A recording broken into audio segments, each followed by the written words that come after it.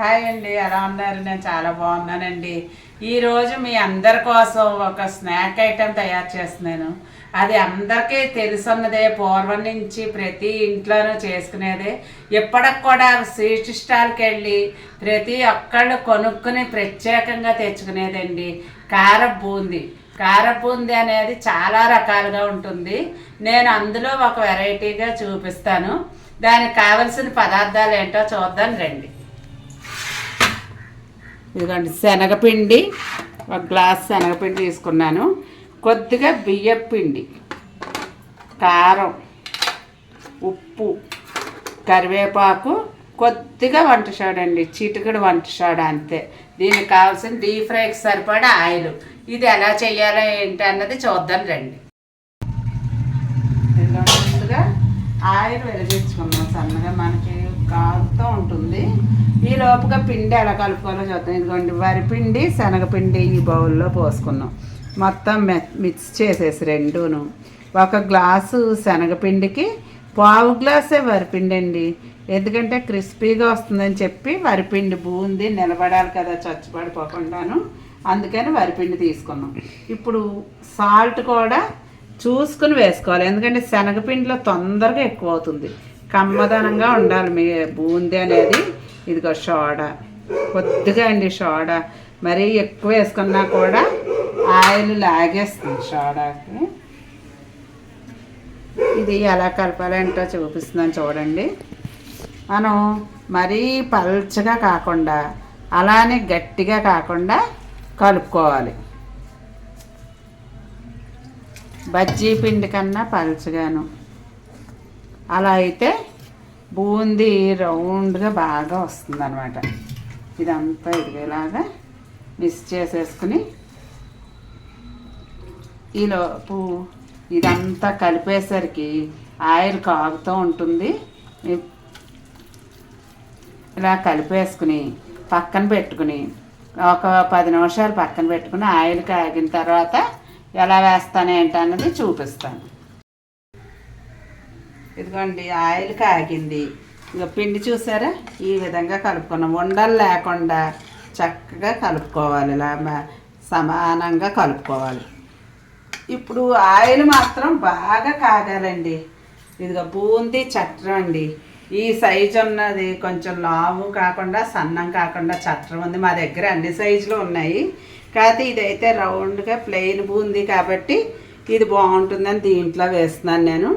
ఎప్పుడూ కూడా బేసిన్ తోటి అది పోసుకోకూడదు మనం. ఇదిగో చూసారా, ఈ గరిటె వేసి ఇది ఇలా ఇలా ఇలా చేస్తే చక్కగా ముత్యాలు పడినట్టు పడిపోతుంది రౌండ్గా. అందులో బియ్యం పిండి కూడా వేసాం కాబట్టి చక్కగా పడుతుందండి. ఇది చాలా సులువు. దీంట్లో నేను మనకి ఇది ఉంటుందండి, బిస్కెట్లు వేసుకుని అన్ని రకరకాలుగా మిక్చర్లు ఉంటుంది.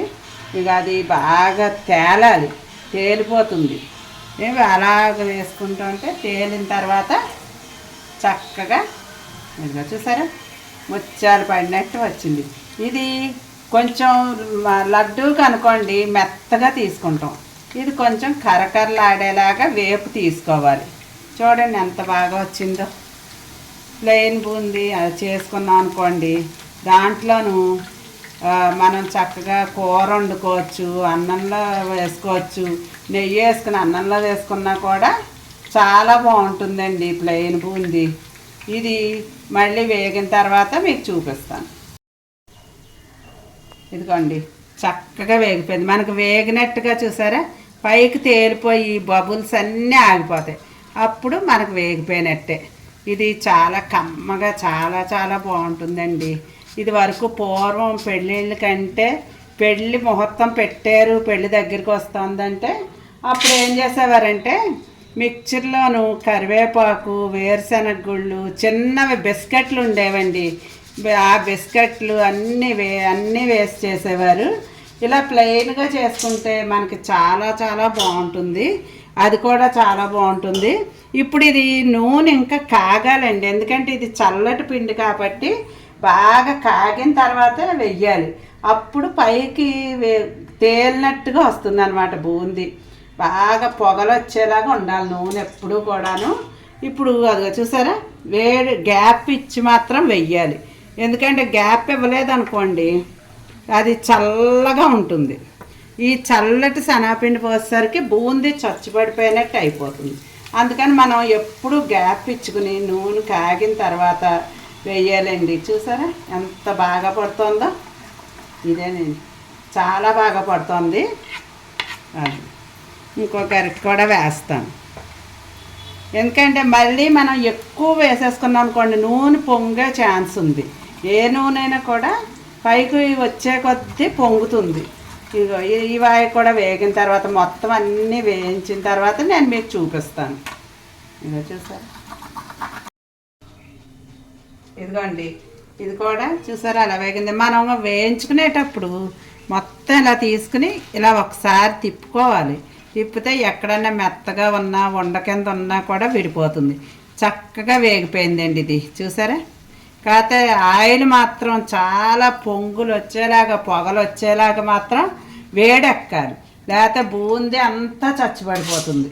మీకు ఎప్పుడైతే ఆయిల్ వేడి మీద వేసామో అప్పుడు చాలా రౌండ్గా ముత్యాలు వచ్చినట్టు వచ్చేస్తుందండి బూందీ అంతా కూడాను.